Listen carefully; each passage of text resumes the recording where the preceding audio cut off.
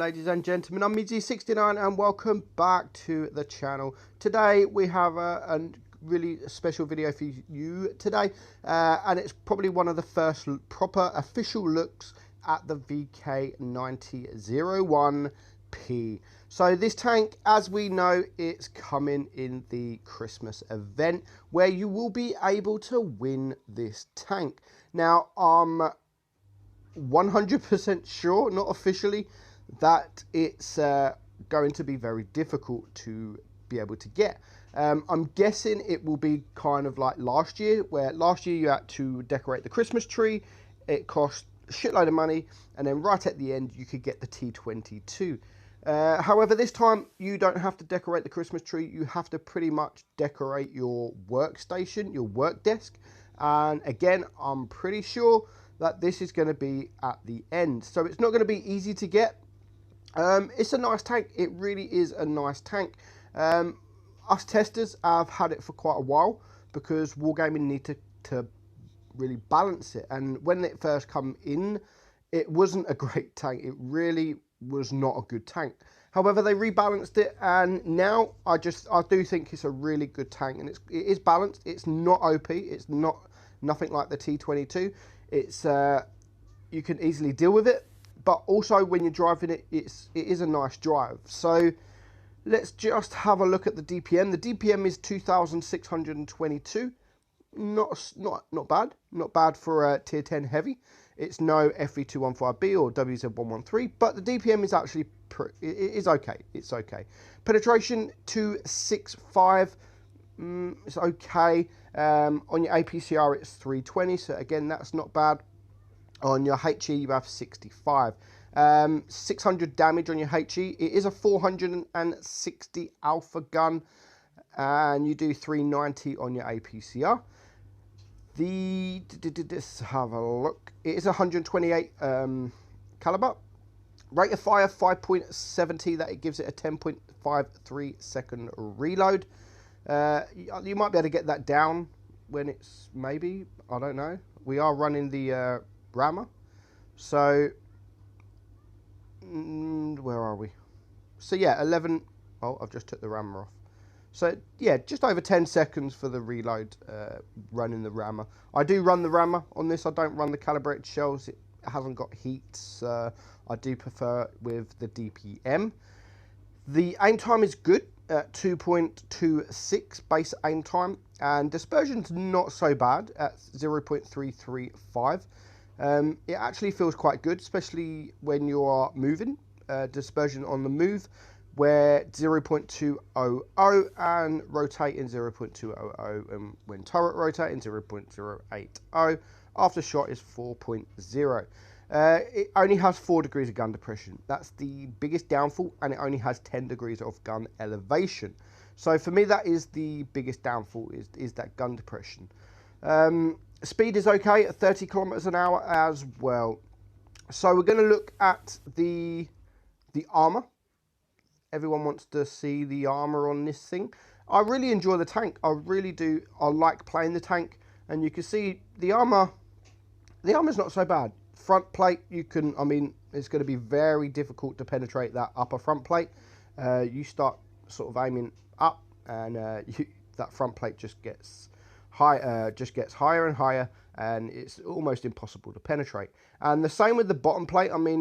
Even if you are coming up a slope, that bottom plate is actually quite difficult to pen. 230 effective armor, and it doesn't really get that much worse than that to be 243. If you're face on, almost 300. So that's going to be very, very difficult to penetrate. You will need gold to penetrate this thing. The turret is another thing. It has that nice hatch on top, but again, it's not really. It is a weak point right at the top, but at the bottom, look at that, 500, 300. It's the hatch isn't really so much of a weak point, and if they are going to aim at the hatch, they can pen it. They can pen the hatch, but 217 effective millimeters of armor is not bad. And then here you have your turret. Each side of the gun it doesn't look like you're going to be able to pen even the outside, where just you got the purple, then you got the red, then you got the orange. The orange is still 502 effective, and the red is 309. So the turret is going to be very, very difficult to pen. However, as soon as you start moving your turret, it does become very, very weak, and it will be pennable. So overall, the armor is actually very, very good on this tank. Very good. The side armor, where are we? 152. Even the side armor is actually not bad. 155. Not bad at all. I mean, the tracks is a bit lower. The turret, 155 at the back, 133. So overall, apart from the back, which even the rear bottom is 132 millimeters effective, and the back of your turret is 105. So all around, it's actually a pretty decent tank, and you can get reliable bounces. Obviously, you don't want people shooting down on you, because that is you'll really, really reek. But it looks nice. It is nice. It plays nice, and it doesn't. There's not many things. I mean, you've got the tier 9 VK. I mean, you can side scrape in this thing, as you can see. If you side scrape in there, your side plates become what, 500 millimeters thick. So it is a rear turret, so you can side scrape pretty well. And that is probably how I would suggest to play this tank, is side scraping. So we are going to get into, let's have a look at what they, personal experience, peekaboo, not recommended. Long range sniping is average. They don't really give you tips how to play the tank. So yeah, we're going to have a look in just a couple of battles to see how this tank actually is in battle. So this battle, we're not going to really show the battle. I mean, we're just going to show the highlights really. And you can see on the move there, it hit pretty easy on the K91. And we are going to get some bounces. I mean, this is going to be a loss, and again, we are going to get the on the move shot. So I do have to apologise if you do hear any background noise. I think you do. I think it's my dryer in the background, but I really wanted to get this done. So you've got a mix of Peppa Pig in the background, if you can hear it, Kieran in the background, and my dryer in the background. But I had no choice. I really wanted to get this video done for when Wargaming released their video on it, and as soon as they release their video, this will be released as well. Obviously, by the time you're watching it, it will be released. Believe it or not, when you're watching this video, it will be released. So this battle, our team gets absolutely wrecked. They don't do well. I mean, everyone comes this side. No one starts pushing. I was the only one to sort of push a little bit forward, and our medium tank didn't want to go left. And I mean, just look at my team, they just didn't move. And here comes the mouse, or there goes our Death Star, and it's now the mouse, and he doesn't want to push me, and that's good, because my team are behind and they are getting some damage, and we are going to easily penetrate the side of that mouse, the turret. And you can see we've bounced 1100 damage, and we are going to bounce a little bit more. We're not going to bounce that shot there from the IS-7. He leaves us on 72 HP, and I am now alone against 5.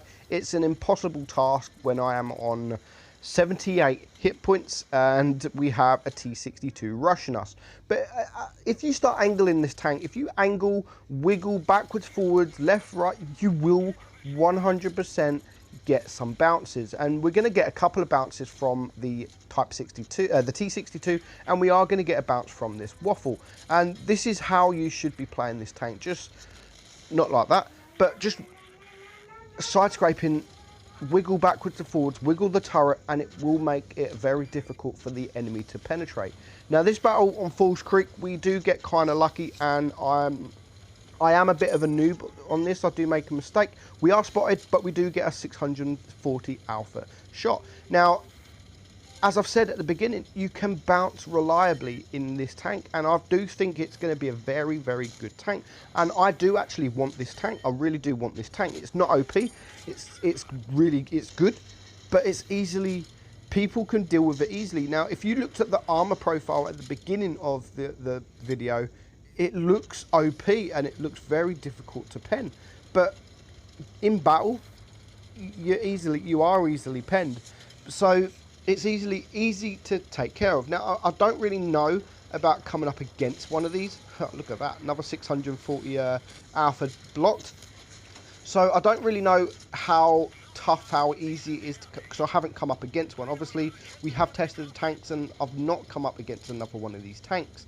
So I can't really compare and how easy it is to deal with. But this battle, I make the mistake to go down to... I should have gone around sort of this way instead of coming down the C area. I should have come this way. And again, you're going to see here we are angled. Well, not angled. We've got our side show into that waffle, but we had to because we needed to get that gun depression. But again, maybe we should have reversed up instead of coming out sideways. And we are going to get lucky with the E4. I can't reverse. I can't go forward.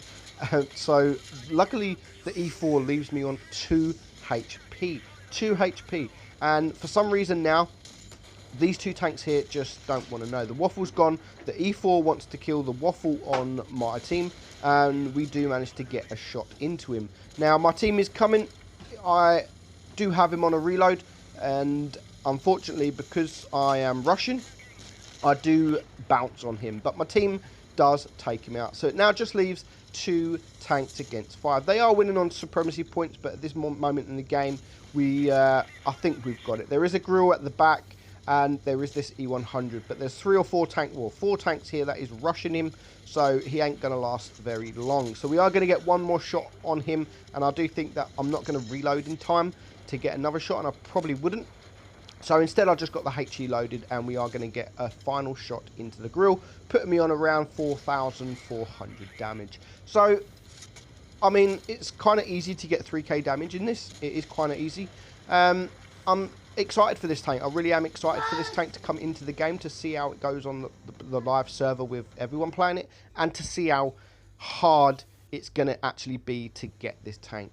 But I hope you guys do get it. I hope you don't have to spend too much money getting it. But I hope you enjoyed the video. I'm Meadsy69, and I'll see you soon.